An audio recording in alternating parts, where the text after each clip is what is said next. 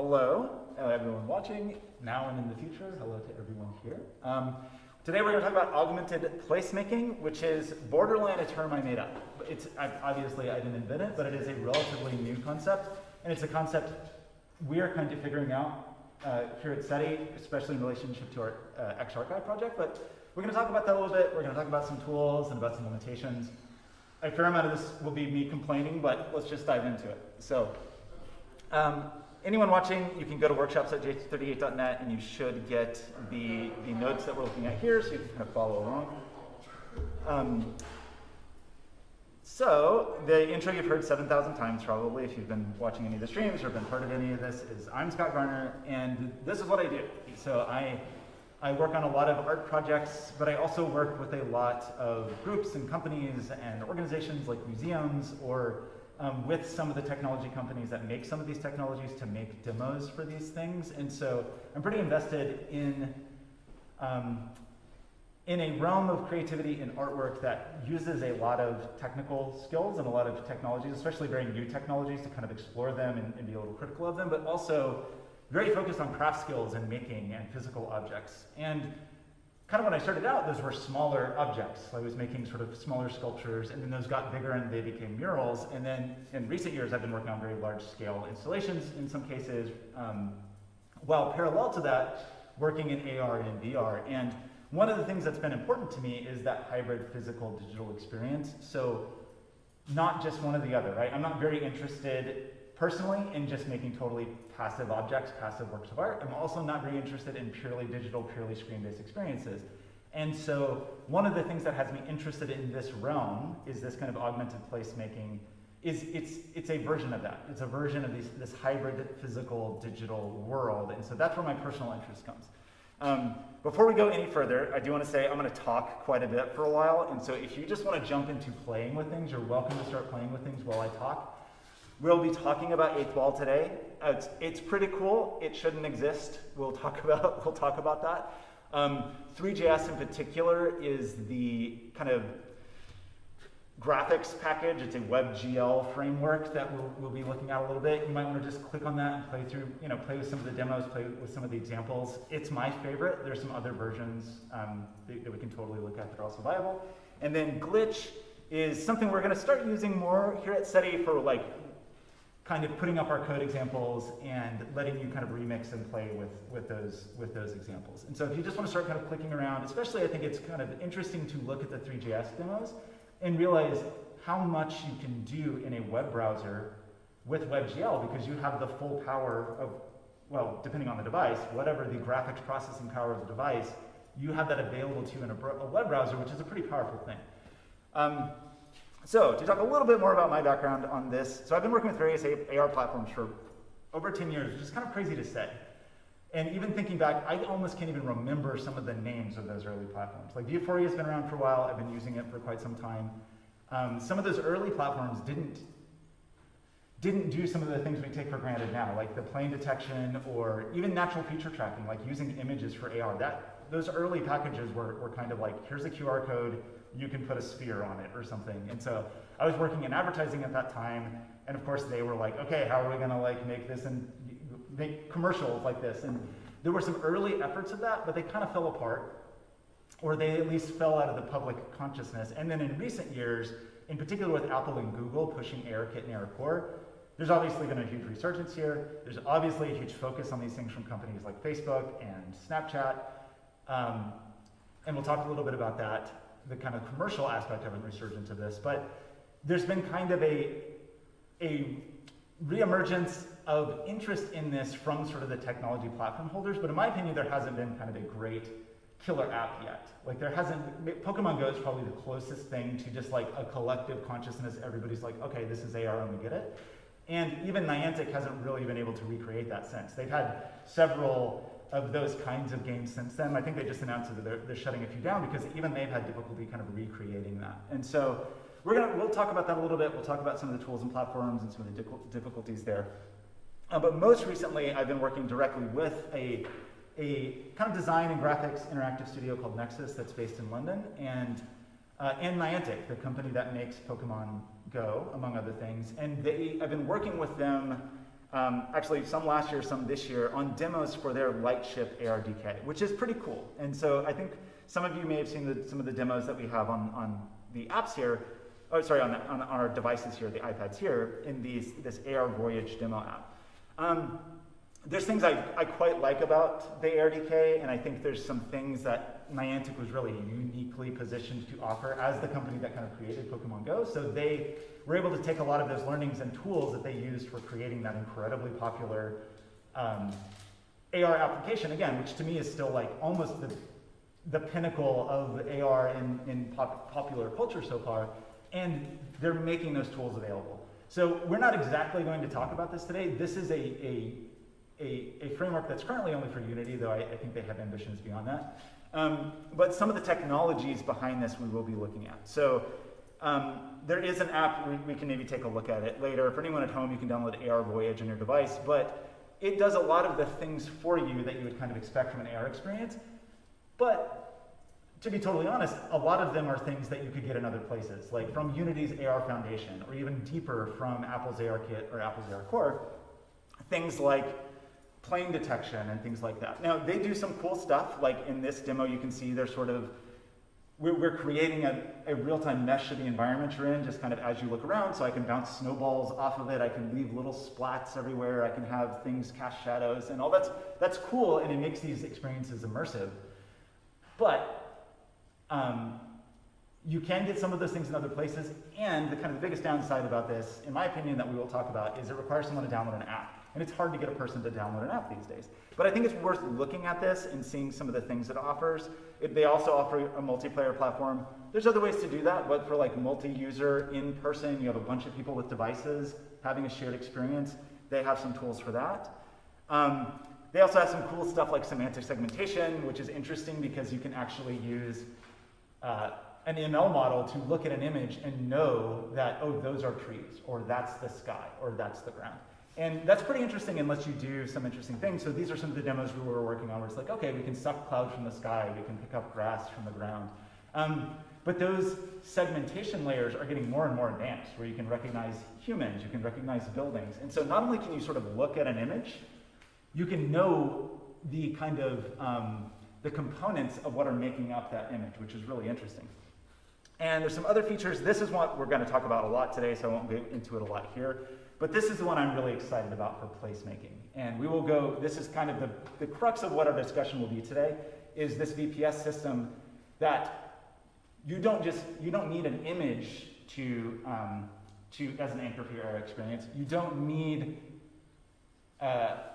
arbitrary walls or arbitrary plane detection. In this case, the software is actually able to recognize a real physical location, understand the geometry of that real physical location, and let you, as a user, experience things that are authored in positions for these real physical objects. Which, to me, there's huge possibilities for that, and so that's the main thing I want to discuss today, is what this offers.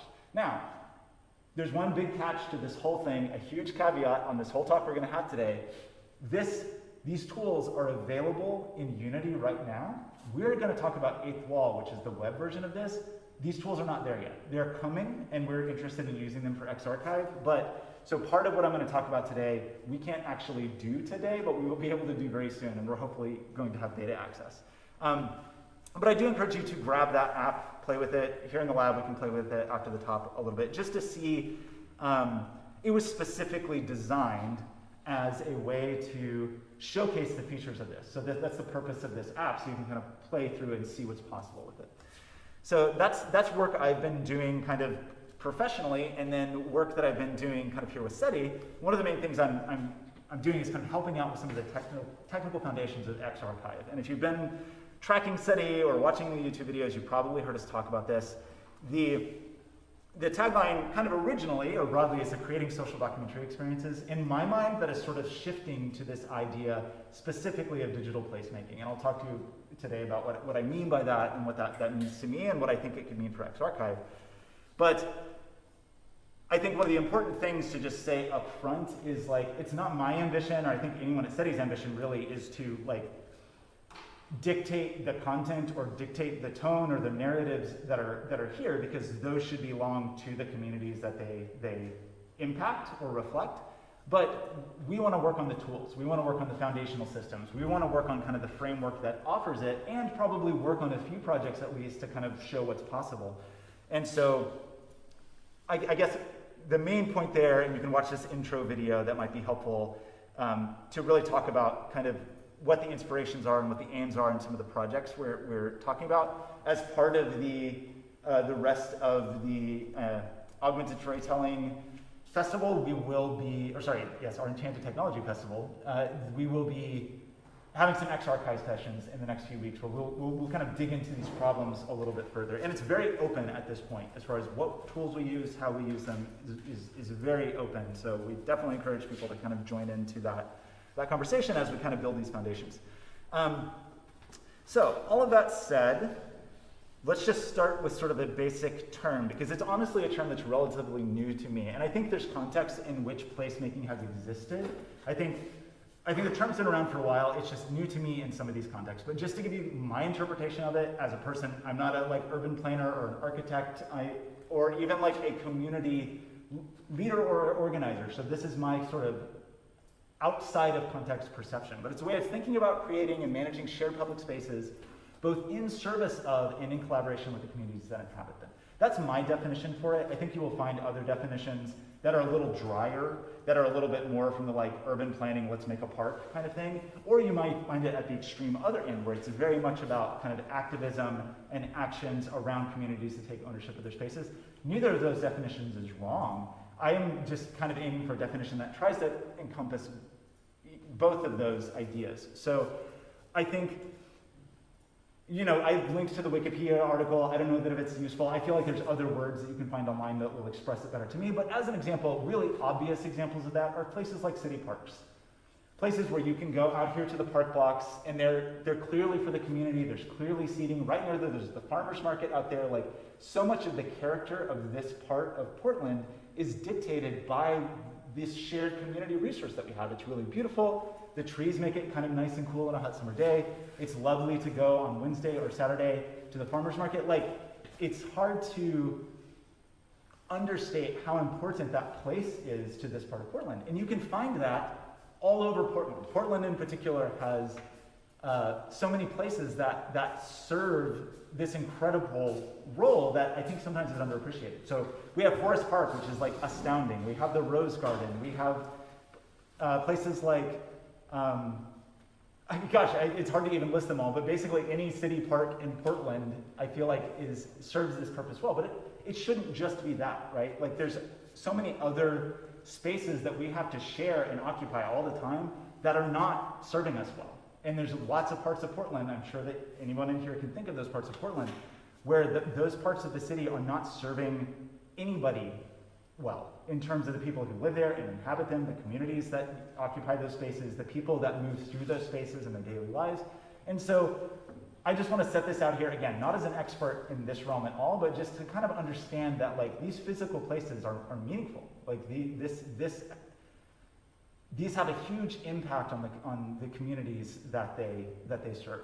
And I think I also put the in collaboration with, because I think a thing that is really important is not to sort of invade with ideas of what these spaces should be. If humans already live there and occupy these spaces, they should be part of that design process and part of that conversation.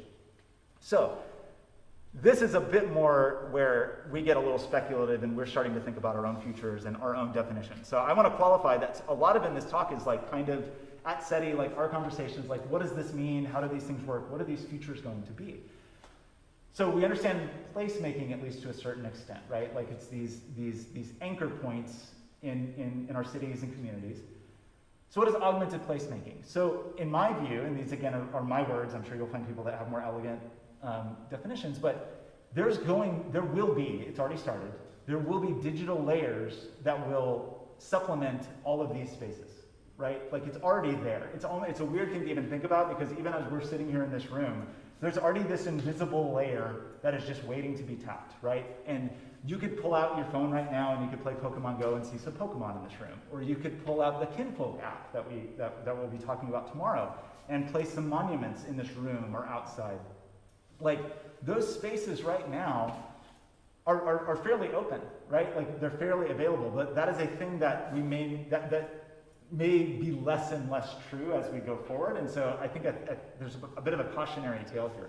But before we talk about the cautionary tale, in my mind, an important thing to try to aim for with these digital layers of this is that the content that is on the digital layer should also serve those same, or aim for those same goals, to strengthen and serve the communities that inhabit these spaces. And maybe it sounds obvious, but like if you think of something like the Park Blocks and it's Saturday morning and you go out in the farmer's market and it's beautiful. Now put yourself 5 years ahead and imagine that now we all have our Apple AR glasses or whatever, and now there's an augmented layer of content, or 10 years ahead, or 15 years ahead. Like it's basically guaranteed that we're heading towards that. This, Ken Perlin calls it the age of computer graphics, where just we always have an augmented layer. Like it's just part of our lives, the way that having phones in our pockets is part of our lives. Imagine what the farmer's market could be. So imagine like a version of it that is good and serves the communities and maybe tells you like where the bathrooms are, or tells you about the farm and the produce, or tells you something relevant and important, you know, to that time and space. But then imagine the Facebook version. Imagine the version where it's like, oh, well, I looked at these carrots, but actually, Fred Meyer ad just popped up and said, I shouldn't buy these carrots from the farmer. I should go to Fred Meyer because they're on sale, or whatever. Like you can imagine a million nightmare scenarios of this that will not serve these communities well and will not serve the spaces well. And I've come to think of that as pollution in a very literal sense. Like, so we already, of course, deal with commercial pollution in the physical world. We already deal with it in the media world constantly. It's very hard to go out into the world and not be advertised to. You can find a beautiful view and you're looking and it's like some lovely part of the city and then a bus will pass with an ad on it in front of you. It's like you can't even look in a direction and think, oh, I don't have any ads in front of you, because eventually an ad will come in front of you. Or the podcast you're listening to will have an ad or whatever. And I did want to include this video. Nandini, I wasn't familiar with this, but Nandini pointed it out, and I think it actually is like worth checking out, this hyper-reality video. It's a few years old, but it's pretty, it's the extreme view of that. It's an exaggerated view of this future that we're going to be in, where the real world is almost secondary to this augmented world. And this is like nightmare scenario for me, kind of like, this is not, this, and you know, it's a little tongue-in-cheek and it's a little over the top, but it actually doesn't feel unreasonable to me. Like this feels like a future. Like if you just turn on broadcast news or something, like there's talking heads, there's scrolling things, there's animated bumpers, it's like a cat toy or something. There's just like visual stimulus constantly. And I can certainly imagine certain companies will move towards a future that it's like this, where real world is secondary, right? Like the real world is just kind of there, and then we dress it up with the AR world. And that has like some pretty intense social implications in terms of like accessibility to information, because on the one hand, you could start to imagine like, well, maybe that's good, because then maybe there won't be ads in the real world, right? Maybe the ads will only be in the fake world, and then we won't have the pollution. But you can certainly imagine a scenario where there's critical information here of like where the hospital is, or that a streetcar is coming and will run over you, that if you don't have this device, you'll not be privy to that information. And that's a real concern. And I think, you know, this is a complicated topic to unpack, and so I hesitate to even bring it up because it deserves a larger conversation, but you will frequently find people complaining about the notion that unhoused people have cell phones. Like, that's just a common talking point for certain people. Like, well, why do they need cell phones? They don't even have a house.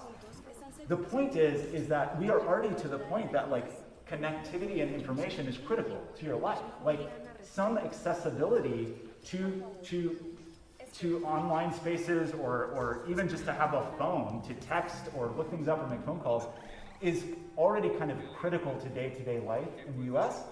And it's not hard for me to imagine that we will end up in a space where it is almost a requirement to have these kinds of layers, right? To just live your life. And I think there's cause for concern there. There's hopeful things about this. I think good things can come out of this. But the commercial aspects of it, I think, will really be pushing in the other direction. And you can already see these things happening. You can already see the inroads that these companies are trying to make to kind of stake a claim in this virtual space. And it's almost like this, they're lining up their troops for this coming war of ARKit and AR Core and Spark AR and Lens Studio, and every company's like ready to fight. And Unity's like, oh, we're gonna play both sides. We're gonna do ARKit and AR Core. We'll come at the top. And so the thing that's a bummer about all of that is there's no like open standard there. There's no like public service aspect of that.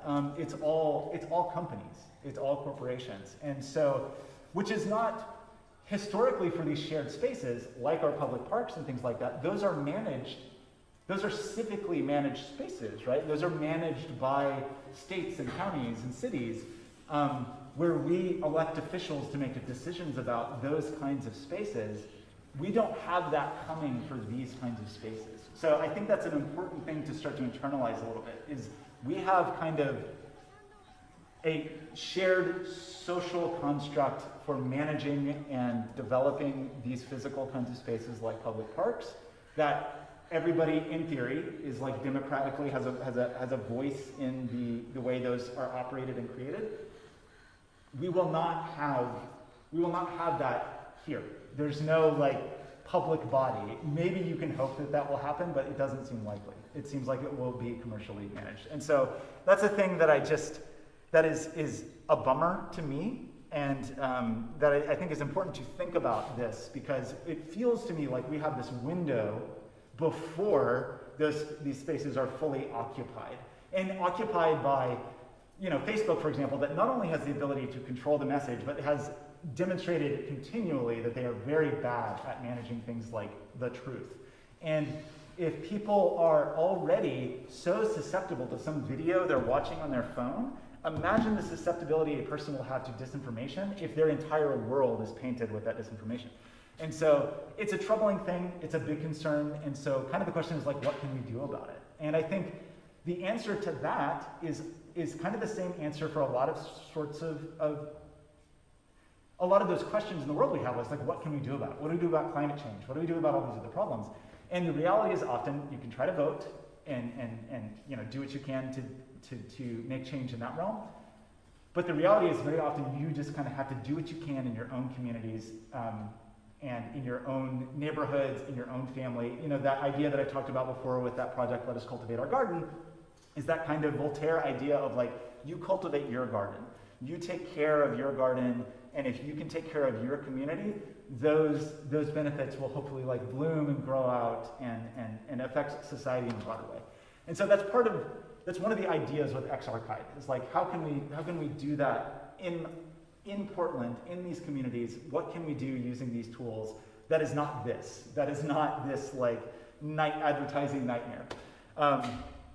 So that's my view of augmented placemaking. I showed you the terrible version of it, so let's try to talk about, and I won't go into it at length here because we do have other videos and we will have other sessions for talking about XArchive, which is hopefully the good version of this.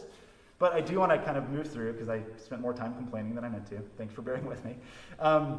It's just, these things are a real concern to me, actually. Like there's so much in the internet and in connectivity and in communication that has its roots with more open systems and more open platforms and protocols, and AR is not headed that way at all, unfortunately. Okay, sorry, my notes are not cooperating. Let's see if I can get them to scroll in a way. What in the world? I have this very exciting problem where things are jumping in a crazy way. Sorry, let me just try to do this again. That's what happens when you don't make proper slides. Okay, so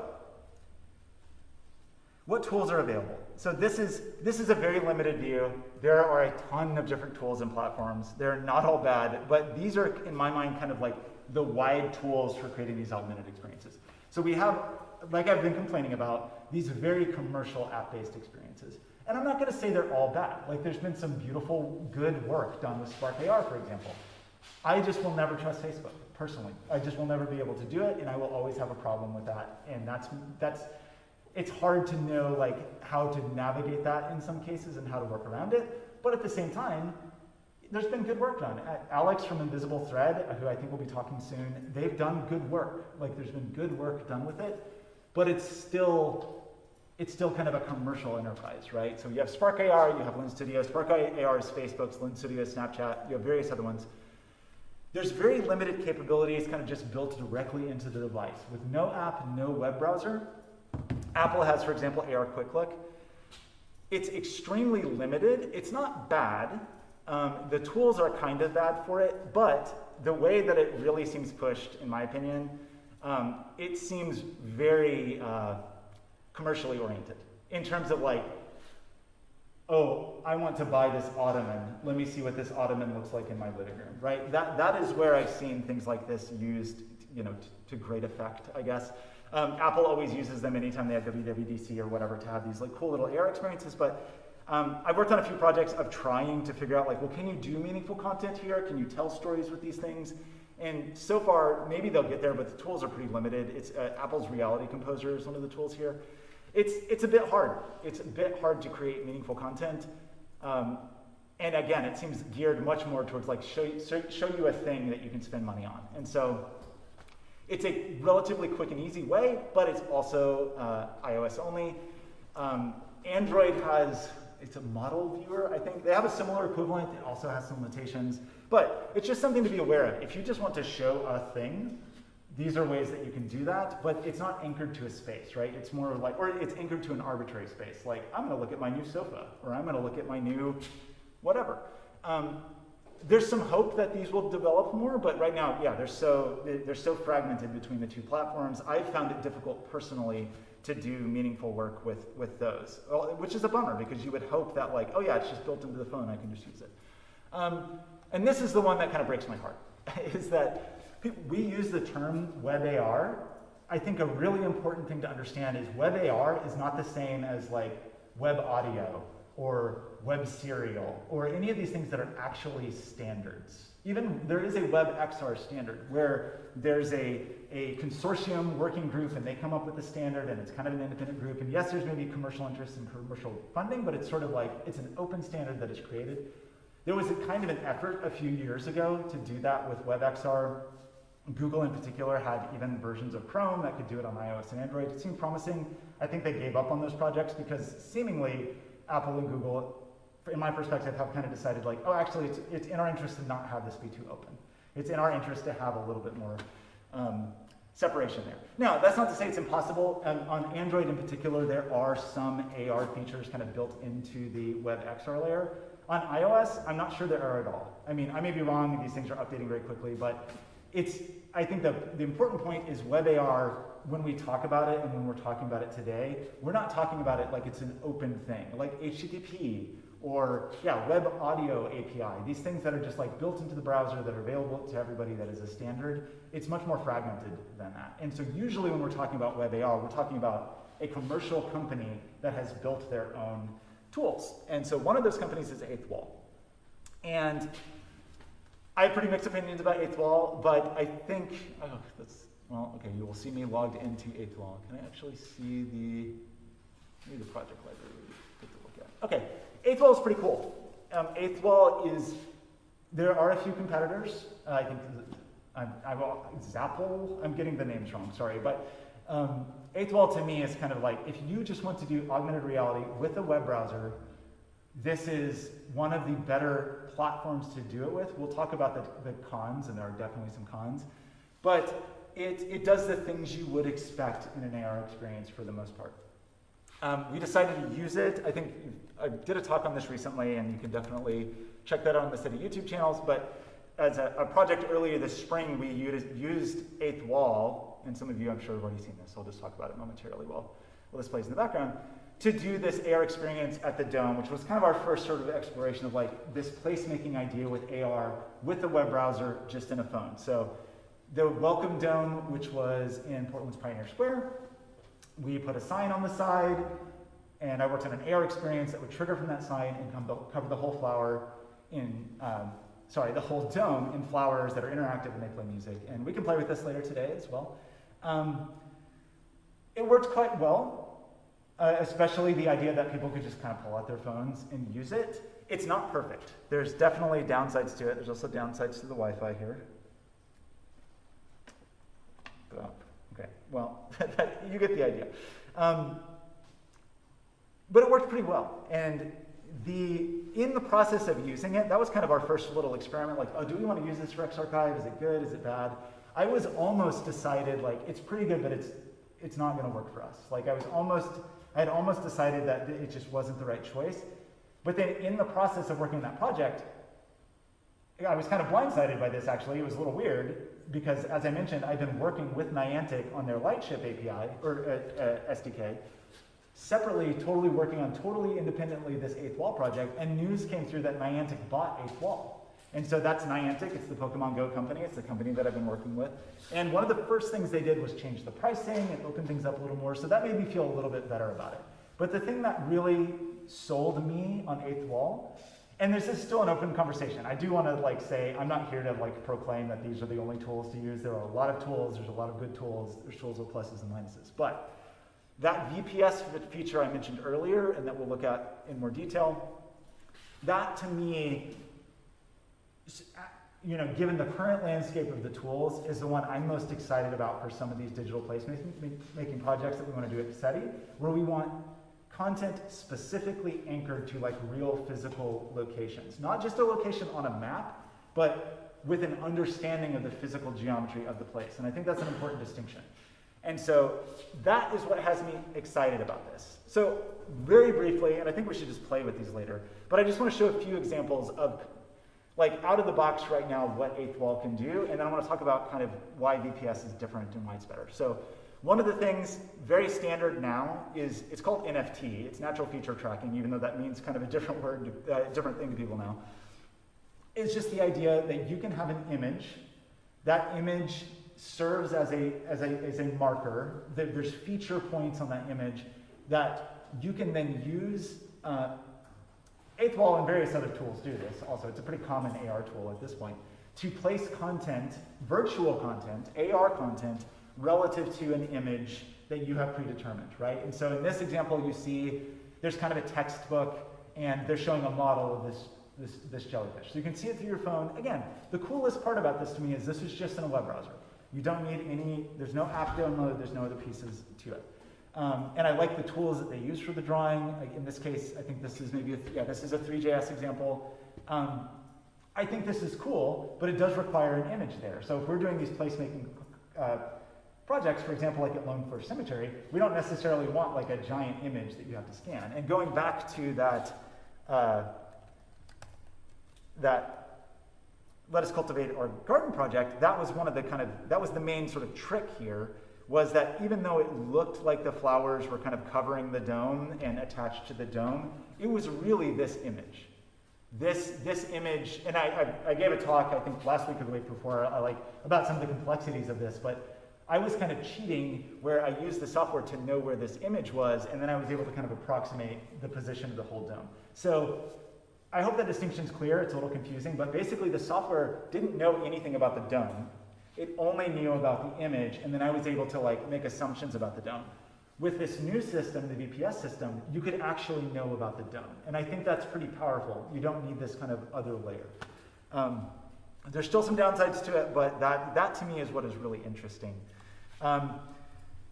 There's place ground. This is another thing that is very common. And this basically just means Apple's software ARKit and Google software AR Core and various other platforms can do this. And basically, you can see that. Maybe I can zoom that in a little bit. It's a relatively simple plane detection algorithm, and all it really means is that the software is able to sort of make assumptions about a surface that is flat. And so most of the tools can do this. Previously, I think only ARKit could do vertical. I think AR Core can do vertical now. I believe Eighth Wall can't. So in other words, you can place things on the ground. On Eighth Wall, if you want to place things on a wall, you have to cheat and sort of like place it on the ground at the bottom of the wall and then move it up, for example. So, but not a meaningful distinction for us because it's arbitrary, right? Like I could just be in any room and I could place these on the floor. It's not associated with a specific place. And so it can be cool and it can be fun and it's interesting to like look at these and experiment with them. But it's not as meaningful in my mind as saying like, well, what if I really knew what the play side was? So say, for example, if the software knew I was at Lone Fir Cemetery and I was able to place flowers or tributes or markers specifically for that place as part of a narrative around that place. And so this is cool, it's fun, lots of AR platforms do this. Plane detection, it's not enormously complicated. There is one other piece to this that, yeah, I guess we can talk about it because it's an interesting algorithm that's been around, or technology. I think there's lots of different algorithms for doing this, but the technology, in addition to the plane detection that I mentioned, there's a,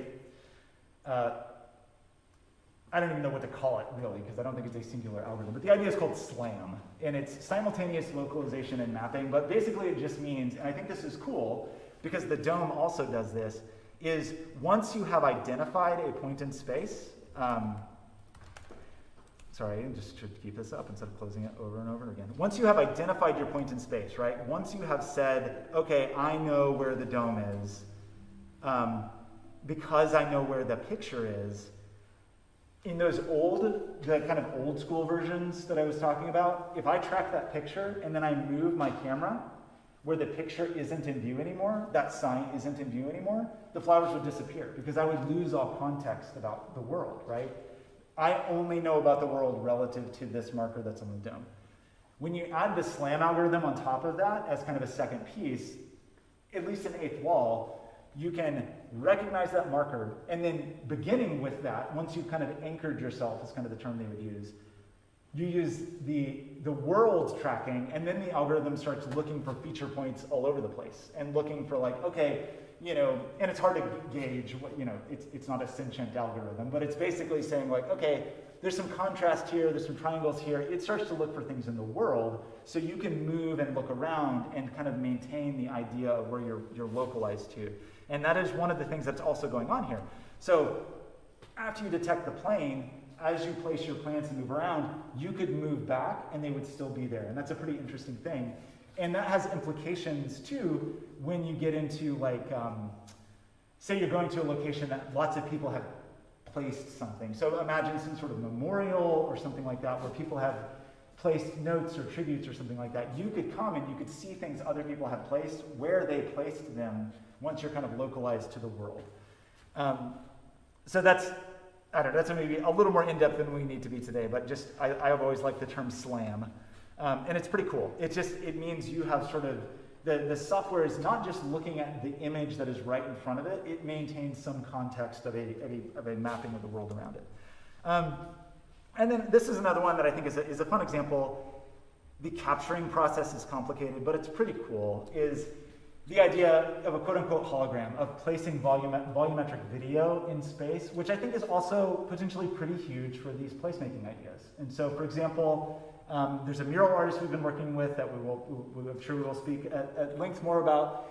But you could imagine going to an artwork created by an artist that was a member of that community. Maybe it's a mural, you know, on a building in a certain community, and you could have a kind of volumetric video representation of the person who created it, or the person who was a member of that community, kind of stand there and explain things to you. And so we've experimented a little bit with this. It's cool. The challenging part right now is the capture process. So, I mean, all of these right now come with kind of like a company attached to them, because the really high-end, good volumetric video capture is, there's a high ceiling, I guess, to the production value that you're able to get. Microsoft has like a really intense, like volumetric, multiple depth camera capture. But there's ways to do this just on a phone, like especially with iPhones that have the LiDAR scanner or the iPads Pro. You can at least scan kind of one direction a volumetric model or video. Also, for those of you that have played with the 3D scanners that we have, you could do a 3D scan of an object or an artifact or something like that, and then place it in a space like this. Obviously, or maybe it's not obvious, you could also have 2D videos, for example. So you could go to say there's like a location that just looks like a normal street corner that 100 years ago there was a labor riot or something like that. You know, something that you just wouldn't know anything about just looking at it. You could then look through this augmented layer and see video content. I mean, it wouldn't be video from 100 years ago, but you know what I mean. Like some capture of photos or video or media from those times. So you could show videos, you could show media. you're not really limited to what you can show, right? It's kind of, it's a 3D graphics engine that you're using in a web browser, so anything you could kind of imagine to do in a video game that will run capably on a phone, you can kind of show whatever you want. And the limitations being sort of the performance of the phone, the power of the phone, and the overhead that it takes to do the AR part. And that is something you can't kind of, you have to keep in mind a little bit, is if you're like, oh, my phone, this is an insanely powerful phone. Like, look at the games I can play on it. Look at the graphics capabilities. You just have to remember that, like, if you have this much performance, some big chunk of that is going just to doing the augmented reality part, just doing the SLAM, just doing the image detection, all of those things. So it always means, like, there are performance considerations as well. But hopefully you get some ideas. These are things we can do now. We'll do this after the talk. We'll just go to 8th Wall and we'll just play with some of these, and you can try some of these out and see what it's like, with the caveat of being like, this is just anywhere, which is kind of cool. Like, you could just have these people dancing in your room.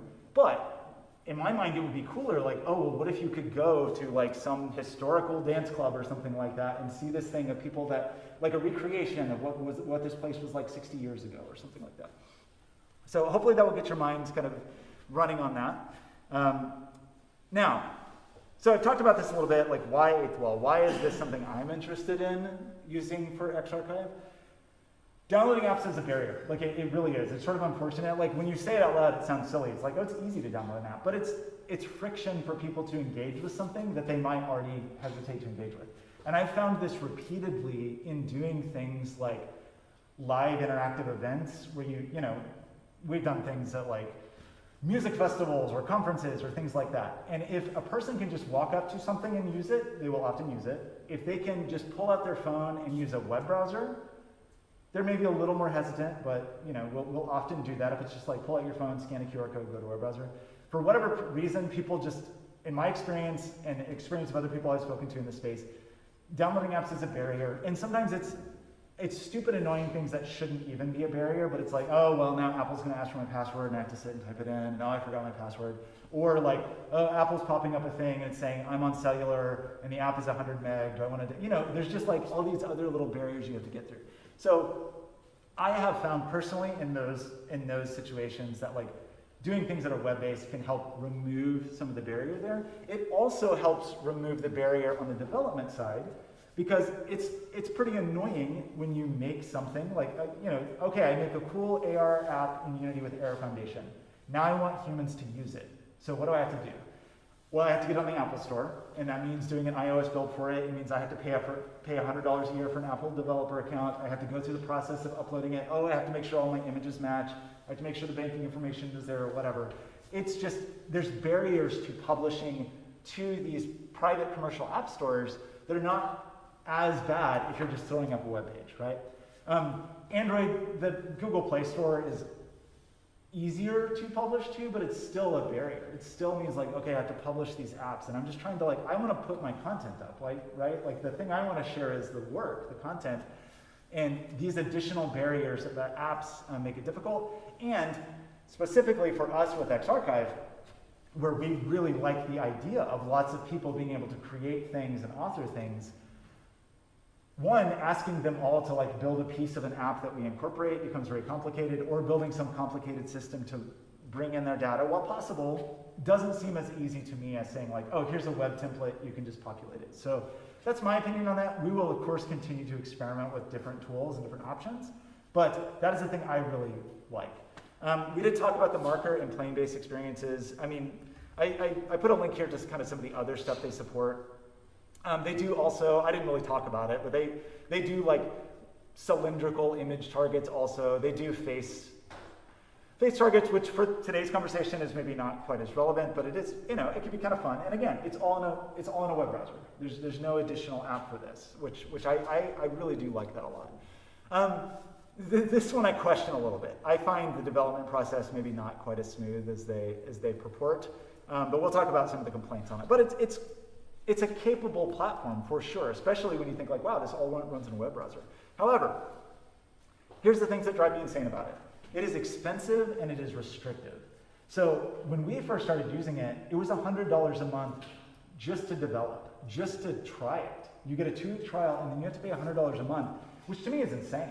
Because I feel like almost any other tool or platform I can think of would be like, oh, well, if you're using it for non-commercial or you're a student or whatever, no problem, it's free. Or here's the free version, and it's just quite restricted. And that's just for that's just to be able to try it, right? Just develop with it. To actually publish something, and I will say to date, probably over the last 5 years, I probably had half a dozen projects of clients that were like, oh, we want to do Web AR. And I'm like, great, let's look at 8th Wall. And then I tell them how much it will cost, and they'll be like, oh, never mind. Because if you want to do something commercial with it, the commercial licensing is even more insane on top of that. And it's like starts at $1,200 a month or something like that. So it's like, it is a very expensive platform. It's also pretty restrictive because of that, in my opinion. Like, they have a very expensive tool. They know that they don't have a lot of competition in that space.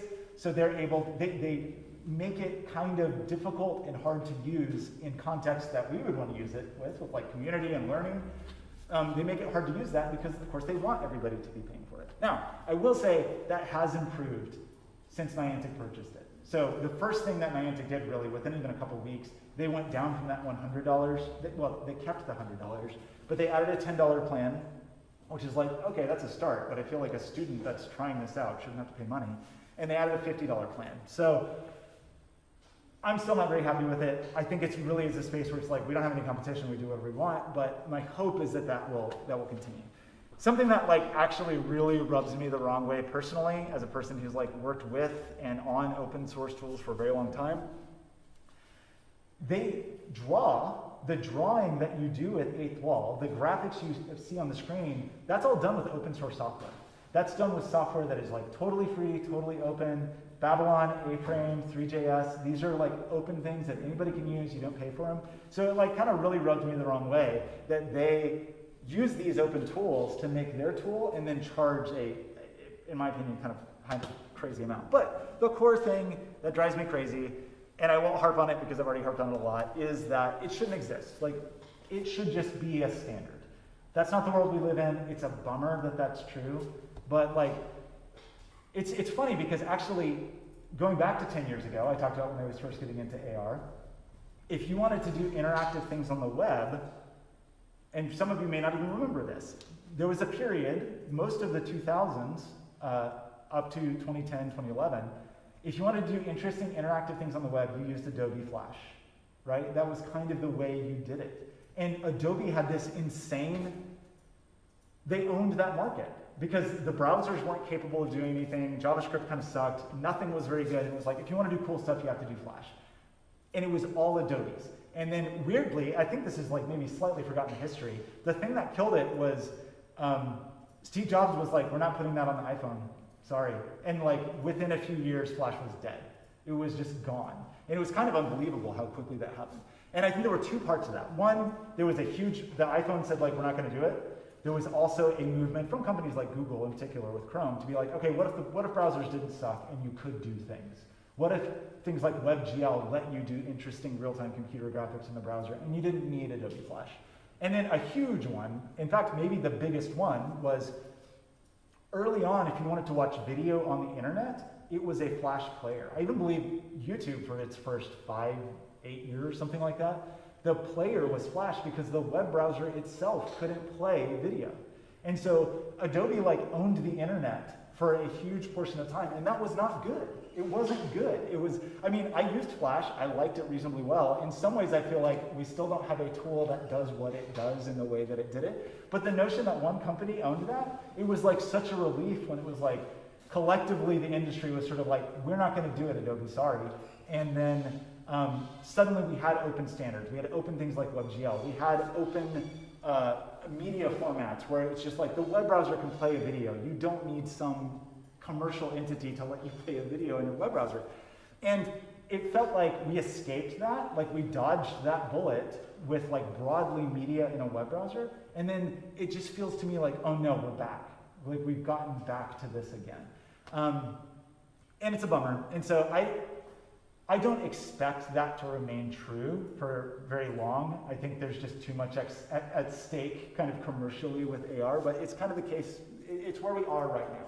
And so I think one thing I just want to say right now, even though I think 8th Wall might be the right choice for SETI and for Xarchive and some of the things we're starting with, I don't know that I would just recommend it to like somebody who just wanted to learn and play, because it really is, it's prohibitive to get into right now. And so, you know, we'll look at it and we'll play with the examples, but that's just something to be totally honest with about. I can't like, there's none of these tools I can sort of recommend without reservation, except for some of the tools that go back to that era of openness. So, I know you didn't come here to just hear me complain, but I think these are meaningful things to think about, because it's like a future that we're headed towards that maybe is not getting a lot of consideration. So, just to go back to that idea of the digital placemaking, and VPS, that is that visual positioning system I was talking about that lets you like look at a physical space and create place content anchored to that space, which is a pretty remarkable thing.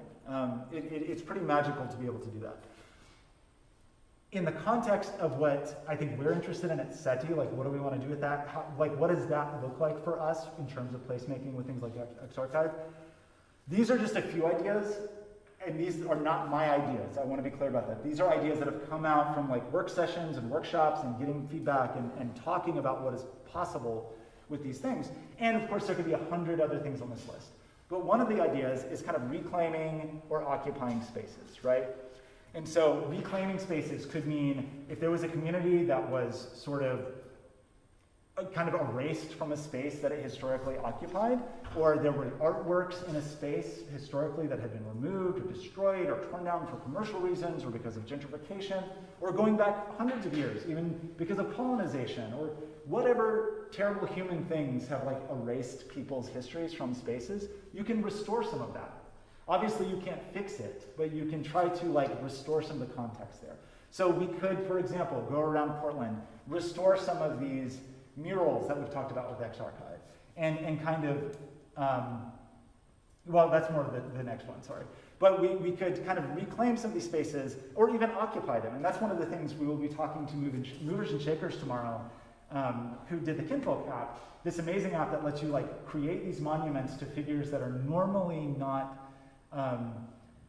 like figures from Black history that normally may not have that big public sort of appearance, you know, not have the huge monument in the middle of the city the way that so many other people in American history, the way it's written, get those spaces, right? And that ties in, we'll talk to them more about it tomorrow, but like with Confederate monuments coming down, the question is like, well, who deserves monuments? So that's a way to kind of like reclaim spaces. MOMAR was a project that we talked about that was kind of about occupying spaces that are where you're not necessarily allowed to go in. You know, we couldn't go into City Hall in Portland and start like plastering things on the wall physically. We would be removed pretty quickly. But we could go to City Hall and use City Hall as a VPS location to put virtual content, virtual protest content, actions there, is absolutely possible, at least for now. You know, you won't get arrested for putting AR content on a public building, but maybe that will happen in the future. And then I alluded to this, the restoring and retelling of lost histories, I think, is a huge one.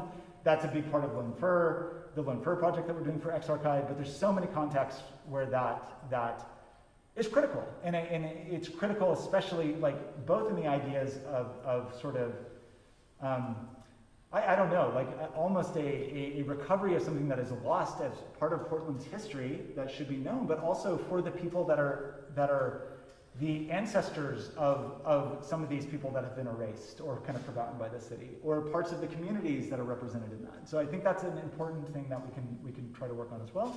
And then there's this other idea. It doesn't have to just be purely historical. It doesn't have to just be purely protest. It doesn't have to be, it can be speculative. It can be creative. It can be imagining futures or showing alternate pasts, you know? You could imagine, you know, going to a part of Portland that is not doing well right now and start to talk about like, well, what could this place be? You know, with some attention and care from the local government, from the communities here, what would it look like to sort of restore this or make it a place that would serve its communities well? You could also ask questions about certain things like, well, what if this went a different way? For example, like what if public transportation was handled in a different way? And what if cars were less dominant in downtown or something like that? You could visualize that. You could start to like show people in a way, and again, once we have the glasses, it's almost like you're there. show people alternate options. And I have a lot of hope for that, but also that is one that is unnerving as well, because as I mentioned before, it is very easy to feed disinformation to people already, and now you will be feeding basically just information directly into their brains as a layer on the world. So that is, I think there's a lot of hope and possibility there, but it's also one that is a bit fraught. So I want to talk briefly as an aside, and then sorry, we'll move on. Thank you for your patience as I talk through all of this. The thing that makes these experiences possible in the web browser, as I said, eighth wall is really just kind of the AR layer. It's sort of doing the computer vision part of it to place the content there, but the content you're looking at is largely, I mean, I think all of their examples actually, if not all of them, use one of these three technologies, which are totally open. And so even if you are, I mentioned like, it's going to be a little hard for me to recommend eighth wall specifically. I fully recommend these. And in fact, Three.js it's an incredible project. It's been around for probably over 10 years now. It's an amazing community. It's extraordinarily powerful what you can do in a web browser. And so I really think it's worth looking through some of the experiences that people have achieved in a web browser. If you're just interested in like interactive kind of multimedia experiences that are very accessible to people, because every device basically has a web browser in it at this point, I think it is worth looking at these tools. So I love Three.js. I've been invested in it for a very long time, and I've made a lot of stuff in Three.js. Maybe someday I'll just do a little talk on some of the Three.js stuff that I've made. But I think it's worth looking at. The one downside I would say if you're a beginner of it, it is very code-oriented. Like the authoring of Three.js content is very focused on like writing code to do it. But it is also, it's quite good at taking external content in. And I think that's the thing that's going to be pretty key as we start to talk about Archive is like, okay, we have the place, we have what we want to show, we have the models, the videos, the photos. Now, how do we get them into the engine? And I think that's one of the things that in particular we'll be working on at SETI is like removing some of the friction to like an artist or community member or organization or school group of kids will be able to create content and kind of migrate that in. Three.js is great for that. A-Frame is built on top of Three.js, I believe. That at least initially was the case. I'm not sure if they've like fully forked at this point. It's pretty cool too because it also has a big focus on web VR as well. So Dave, I'm not sure you've ever seen this one, but like in the realm of things like Mozilla Hubs, like A-Frame very early on was doing pretty cool, interesting stuff, creating 3D experiences in a browser, but also with support, I think all of these even support controllers, AR experiences, VR experiences, and web VR is enough of a standard where you can kind of count on it to work in different places. So, many of these, I think you can go in and like, if you're on your phone, you can click this little button and go into a VR. It's much less common for humans to have a Google Cardboard around these days, but I still kind of miss I don't know, it was kind of fun 5 years ago where you could just like, your phone would be your headset and you could play with it all the time. But I really like A-Frame. I have less experience with Babylon, but I do want to call it out because the tooling around it seems especially friendly. So it is an open project. I think it was originated from Microsoft and is sort of supported by Microsoft, but it is, if you just want to start playing a little bit with web, they have a little editor here that you can kind of play with and view things. They have a cool material editor. So for those of you yesterday that did Yuri's workshop, or if you caught the video of it, of kind of like doing custom interesting shaders, this is a way to create some interesting web-based shaders in their own editor.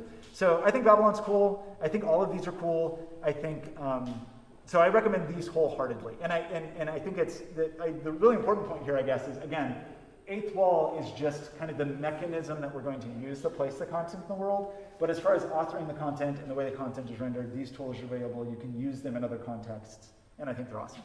So. Did I skip over one thing? I feel like there's one important thing. I did want to go into this piece. Okay, sorry. I talked about it a little bit, the VPS system. I just want to play this little video and kind of talk over a little bit. So the way that it works, and it's brand new. I mean, last month, I guess, is when we finished the demo app to do it, and now there's a lot more demos and a lot more things working. But basically, Niantic is building probably doesn't read very well on the projector, but all of these little dots around all of these these maps that they have are what they call VPS.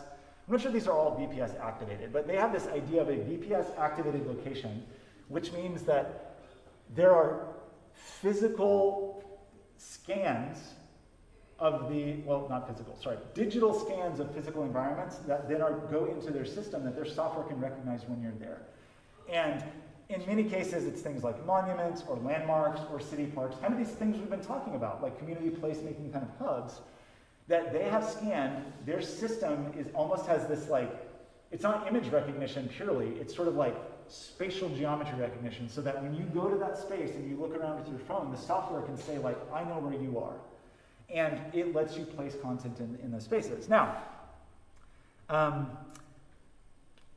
go through these briefly just to kind of talk about the terms. So the term that they have is localize, and that just means that's how their software can say I know where you are. So in this case, you can see this person is here in front of this statue. It's a physical statue. The software is able to recognize the statue, and then it starts this experience of seeing these photos of these people that are associated with this specific location. You can play with it and interact there. You can imagine so many different uses for this in the context of what I was just talking about, like alternate histories, showing actual histories, unearthing histories. There is this idea of persistent content. So, there's the idea of not only are you a passive viewer of this, you could make a mark, you could make a change, you could leave a photo, you could leave a tribute that other people could see. They also, they show maybe it's in the video. I'll just hit play on this and maybe. So of course, they're showing it in a very commercial sense. They show some of the examples. One of these in particular I do want to kind of point out because I think it's my favorite of these. It's a project called Story Trails. So this is the photo, this one we just saw. Okay, we recognize the statue. Now you're able to see sort of this content anchored specifically to that location. This one I'm not as familiar with. I think this is just public art or, yeah, okay. So you can create art, create other contexts. You can augment existing art, as you can see, add things to exist in kind of this hybrid physical digital shared space. This is a meditation app that sort of lets you create a little meditation garden.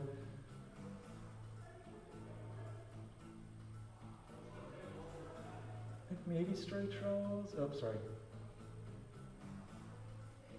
So this one's cute. You can have little characters that can be sort of little guides. That's part of that Story Trails. This is the one I think is cool. So this is in London, and it can kind of let you walk through a portal into a historical version of a specific location. I think maybe that's here. So you can see, it's a very brief video. So that project's actually going on now, so hopefully we'll get more information about it. But the idea of going to a specific place in London and kind of being able to go through a portal and see historical content from that location. And of course there's lots of different ideas for games and things like that. But hopefully that idea is coming across. Sorry if I'm drilling it in, but it's the thing I'm pretty excited about, is this anchoring virtual content to very specific physical locations in a very high fidelity way.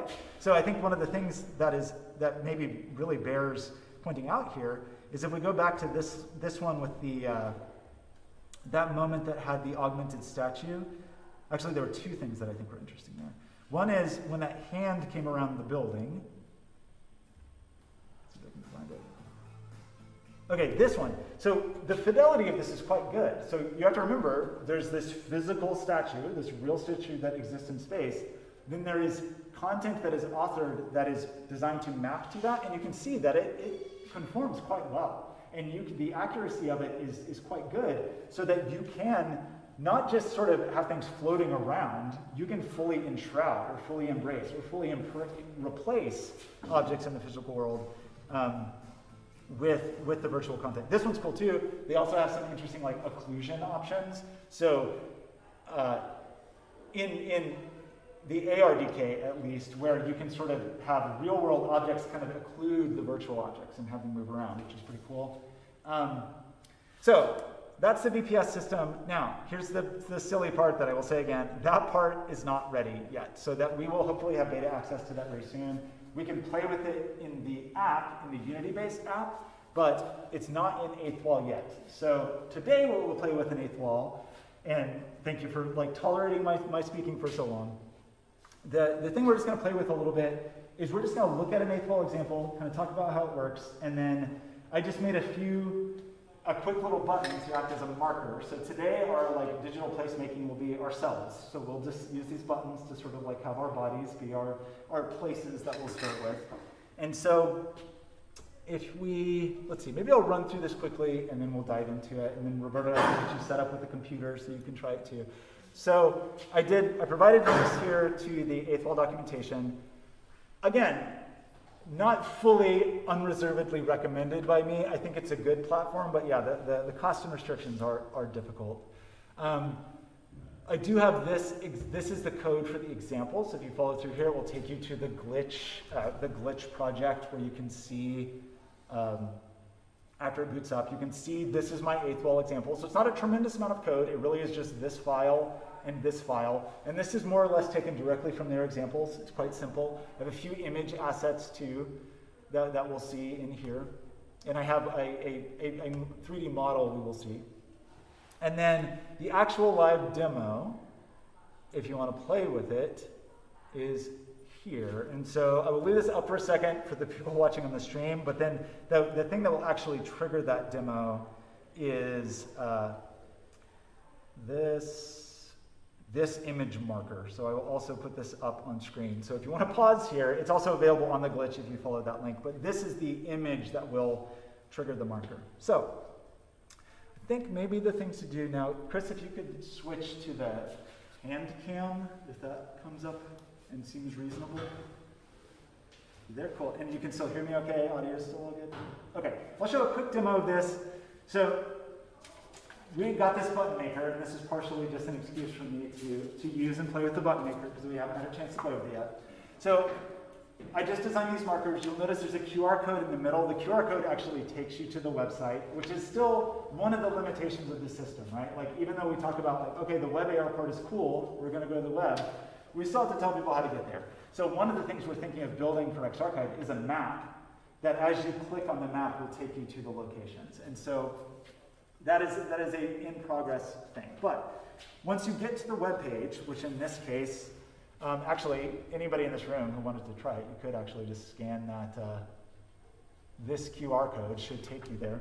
And I'll just do it on the video, and we'll see how this shows up. So the idea would be a two-step process, at least for now, until we have VPS. So the first step is just camera phone, just your phone with the camera, and I'll just show that kind of here, looking at the QR code.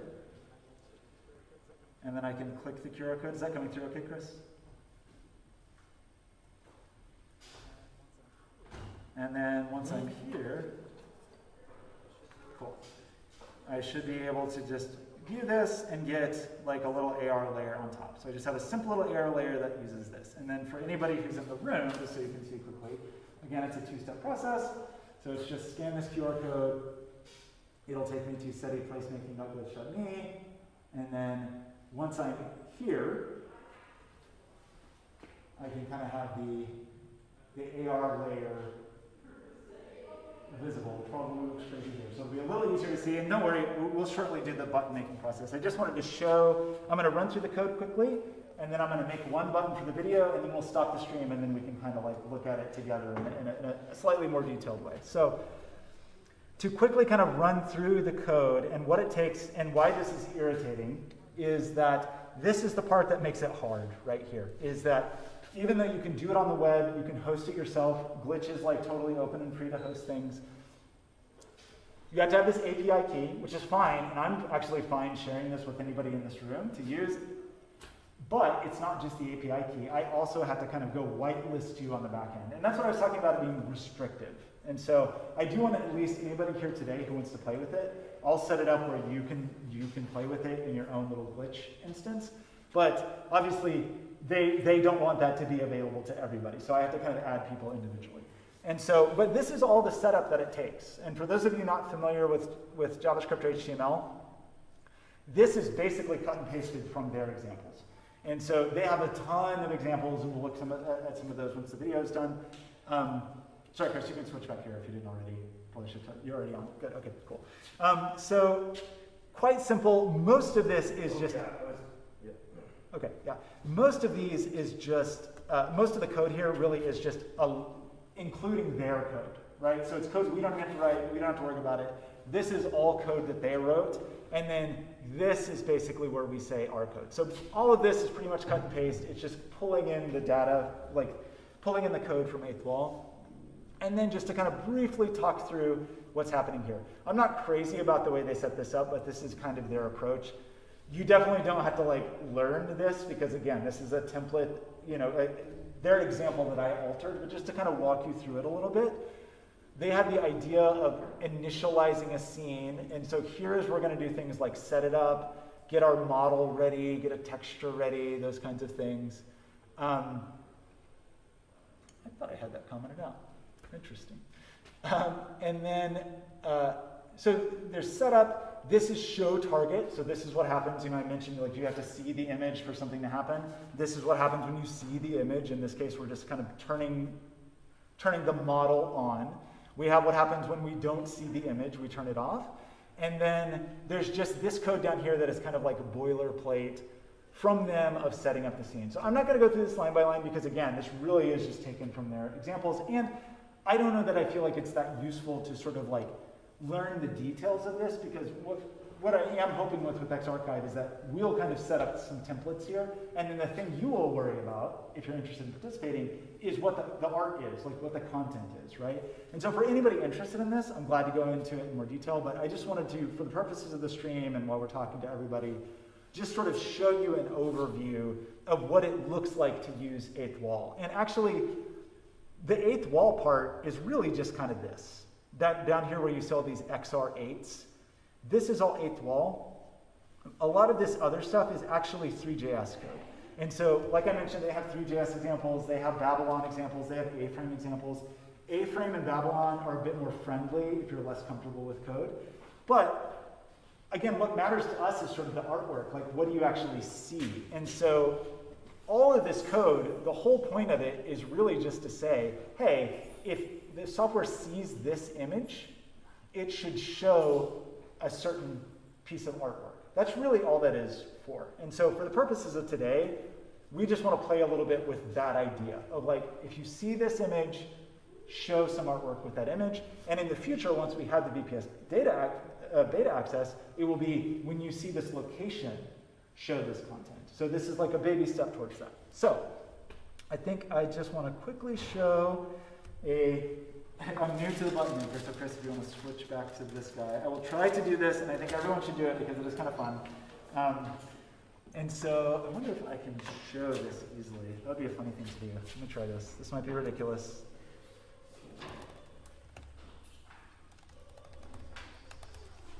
This is going to be a terrible idea, but I'm going to try it anyway. I feel like there will be a delay, but you will at least see, for the people in the room to see what my hands are doing a little bit. But I'm sure the delay will be kind of awful. Oh yeah, so bad. Okay, well, we'll just try this. We'll see how bad it is.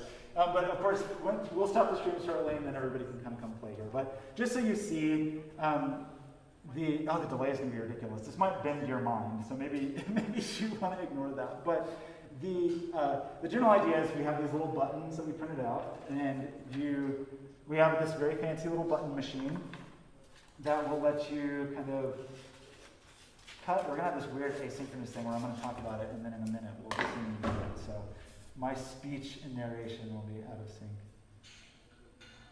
Okay, am I actually doing the thing yet? Not yet.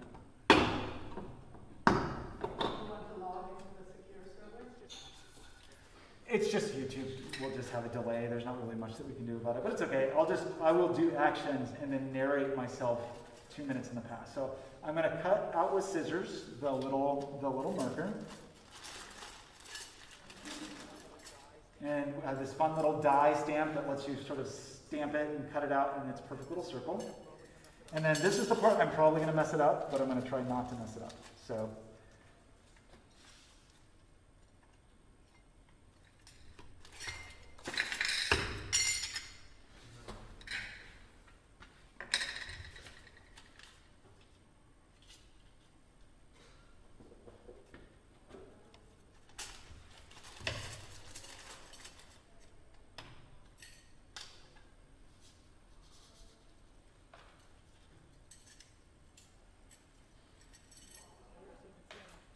positioned here so you can see I'm on the video. People watching this in the future, this will be so weird.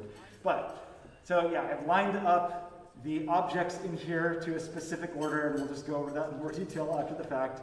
It's a cool little device that you have to load in a certain way. And presumably, if I do it right, I will be able to, that looks right to me, pop at once, twice, and then a button, worked, okay. Okay, so I'll let this catch up here for a minute so you can just see it, but I won't narrate it because it'll be weird for the future stream. And then what I thought we would do is just first everybody can make their button, and then we'll stop the stream, and then we can try these out. Okay, so everybody saw the weird stamping process. I will definitely help go through it because it's a little weird. So, Chris, you can just pop back to just me, main presenter, and I'll wrap up the stream. Cool. Okay, so we're going to do like some hands-on here in the lab. For anybody who's watching on the stream, if you just follow the links that were shared in the document, you can at least try the AR marker if you go to that glitch page and the assets where the content is. And we will continue more on this. Like, I think 8th Wall, again, is something we're going to be experimenting with initially for this. And anybody listening who's finding this interesting or finding XArchive interesting, definitely check the snapshot for the rest of Enchanted Tech, because we will have more AR and we will have more, lots more XArchive discussion as well.